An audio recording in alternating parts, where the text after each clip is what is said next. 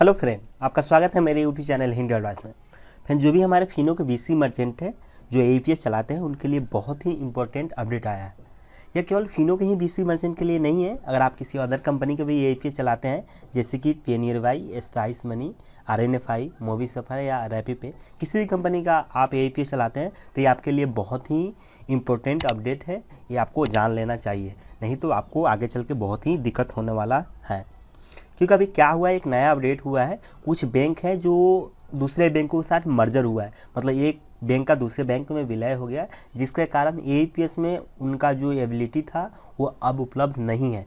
तो आपको पहले जान लेना है किस बैंक का किसके साथ विलय हुआ है और किस बैंक को सेलेक्ट करेंगे तो हमारा ट्रांजैक्शन होगा। इसी के रिगार्डिंग पूरा ये अपडेट आया हुआ है, जिससे आपको जानना बहुत ही ज़रूरी है, नहीं तो आप उस बैंक का ट्रांजैक्शन नहीं कर पाएंगे। अगर ट्रांजैक्शन करने भी जाते हैं एईपीएस में उस बैंक का नाम सेलेक्ट करके जिसका मर्जर हुआ है, तो वहाँ पे आपका ट्रांजैक्शन सक्सेस नहीं होगा और ट्रांजैक्शन फेल हो जाएगा।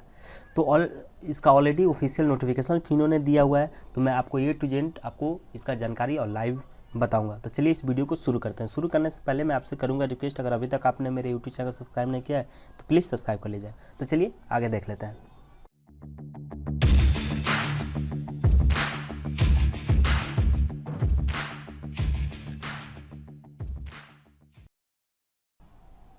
तो देख लीजिए फ्रेंड, यहाँ पे Fino payment bank important announcement यहाँ पे लिखा हुआ है, bank merger of OBC to PNB AEPS prospective.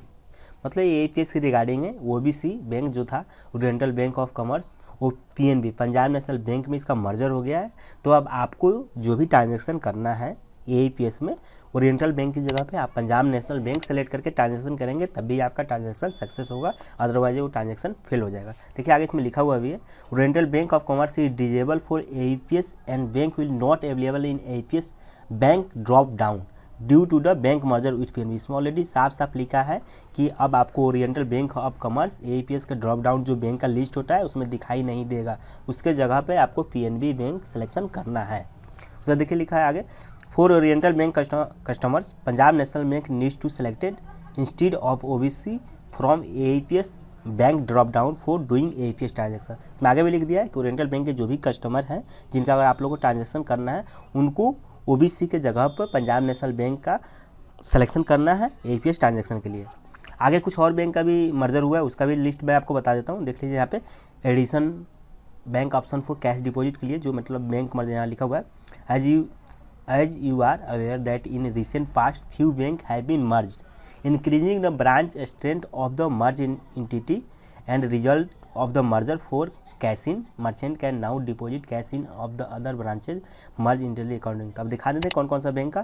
देखिए, corporation bank is now merge with union bank of India. जो कॉर्पोरेशन बैंक था उसका मर्ज हो गया है यूनियन बैंक ऑफ इंडिया में। दस cash can now deposit in FBB UBI account in corporation bank branches 2।